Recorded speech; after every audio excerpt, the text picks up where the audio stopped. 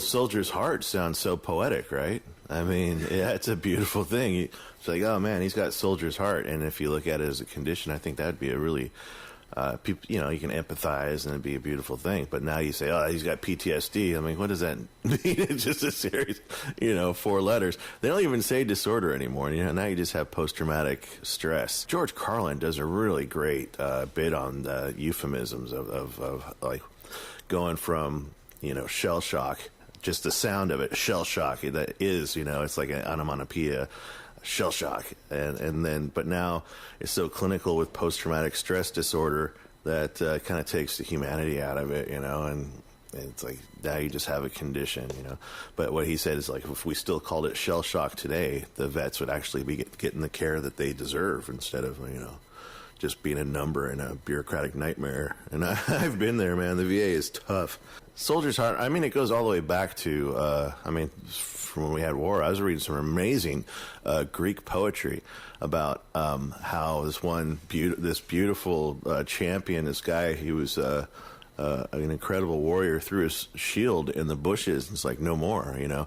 And what you don't realize when you're reading it today is that shield is your family's name. You know, they build this and they pass these shields down through generations. And to say that he's throwing the shield in the bushes is like throwing his family name in the bushes. And because why are we having these wars, you know? And it's insane. It's like what we're doing today.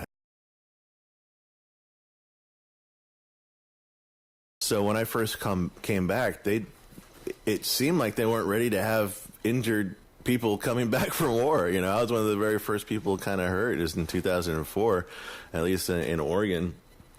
And the place that they had me go to was called the Mental Hygiene Clinic. I mean, what does that mean? Like, you run some floss between the ears and you're good, you know?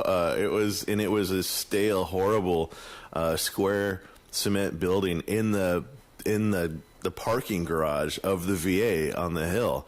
And it was like the last thing they would think, oh yeah, we got to throw up one of these things in case they're all crazy. When I went there, this really big lady who's a civilian, never served a day in her life. And it wasn't her fault that I hated her for that, but I was in a weird spot.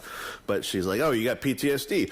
And so she'd open this big book, and it's like, yep, you got that symptom, that symptom, that symptom. You need this drug, and this drug. They'll be in the mail, and they'll be sent to you, and like a pill lobotomy. And they just wanted to keep us, you know, drooling on ourselves and not really, as long as we weren't angry, hey, problem solved. You know, I didn't take the pills. I just went to bars and got into fights all the time. And that was a horrible way to get my therapy. But it was at the Belmont Inn. I'd always go out there and fight. And it was probably, it was the wrong way to handle it. But I mean, I didn't want to take any pills either, so.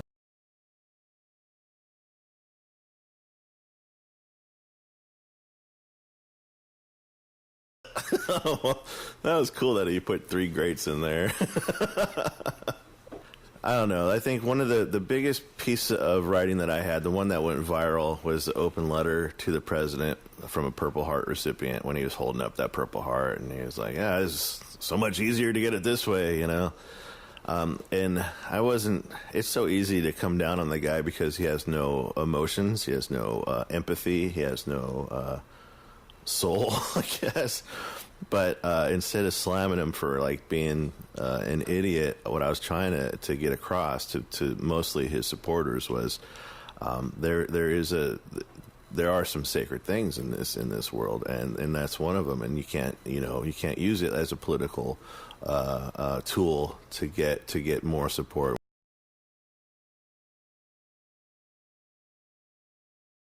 What I've noticed working with veterans with Soldier's Heart, PTSD, shell shock, that they isolate themselves and they'll self-medicate with alcohol or drugs, and they start cutting off relationships to the world. And that way, when they're all alone, it's easier just to, you know, kill yourself or do something stupid.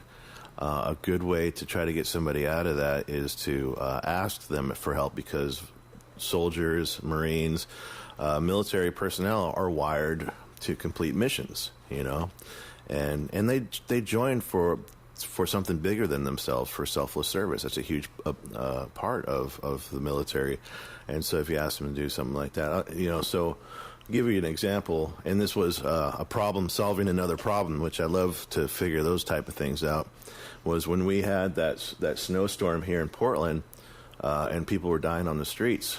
I just decided to turn the American Legion into a homeless shelter, and gave these guys so much purpose. I mean, they were there, and these guys were just, I worked with them because they were having issues with their own lives, with PTSD and not being able to fit in and not knowing what to do with their lives. But when we did that homeless shelter, they worked there for 16, 18 hours at a stretch.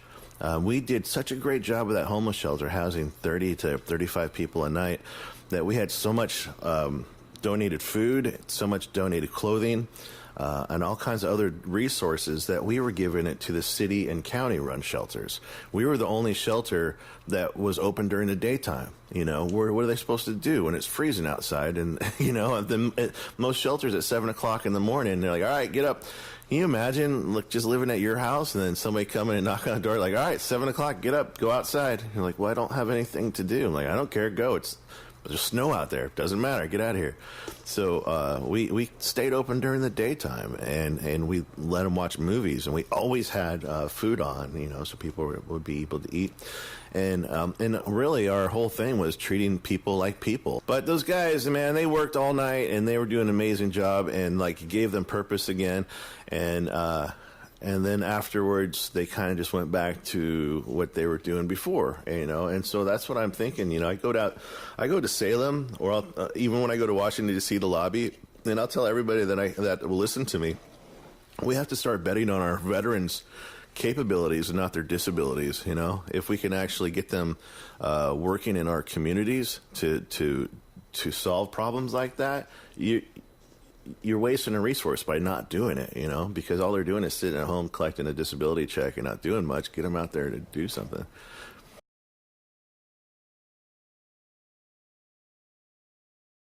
You can do so much more good in a smaller community, and I think that's where you can actually change the world, is in your community. And so up there, man, we're on all of the boards. I'm on the board for the community center. My wife was the vice president of the community center board. I'm on the track board. I'm on the school board. I'm on the member of the Chamber of Commerce. So we have a good bunch of friends that are doing everything that we can to make that a better place. And we've already done a couple things. I mean, we saved the Lieberg hatchery. That was something. This hatchery was going to close, and the politicians are like, "Yep, they're just writing it off." We're like, "Well, no, because that brings in a couple $1 million a year for our community, and they would completely crush our economy if that closed." And so we rallied around it. We went down and talked to every single lawmaker in Salem, everyone, and we're like, "We have to keep this open." We got Jackie, my daughter, testified in front of the state, the Ways and Means Board, say, you got to keep this open. And they did. We did. It was pretty cool. See, we can count our wins in a smaller community, I guess, is what I'm trying to say. I mean, we had a pretty good win here with the shelter and stuff, but I don't know. The victories are a little bit more tangible in a smaller area, I believe. Oregon 21 is coming up. That is, it's like the Olympics between the Olympics. It's IAAF, International Athletics Association, something. And they have their championship track and field games, and they're coming. It's in Doha. It just actually started yesterday. And then when that ends, 2 years, it was in London, went to Doha, and then next time it's in Eugene, Oregon. And so we're actually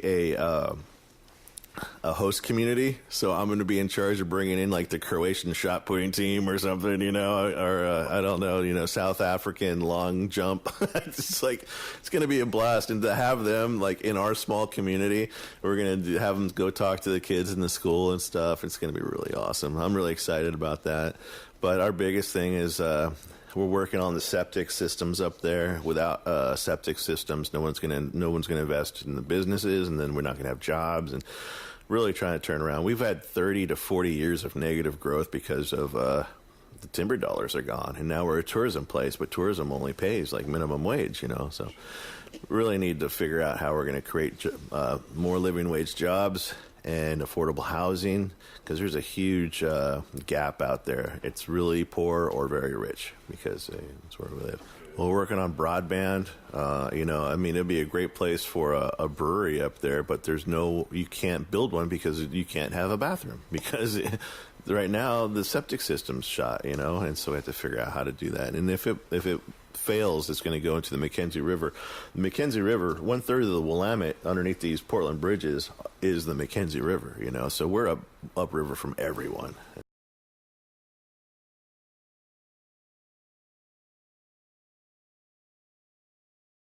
And it's my wife Kelly.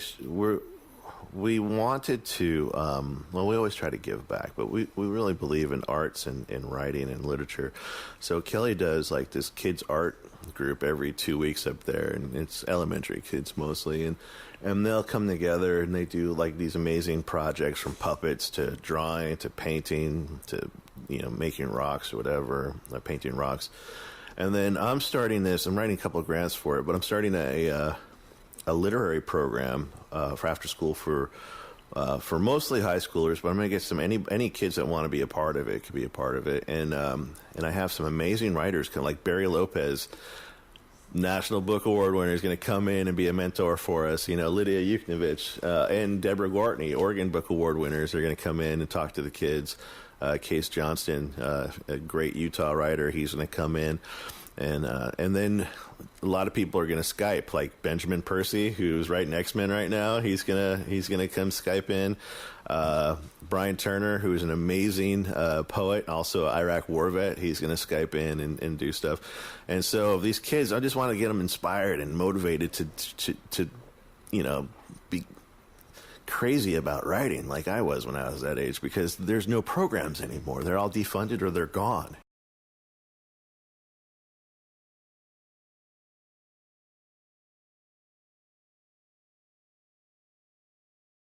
I definitely support it. We need it.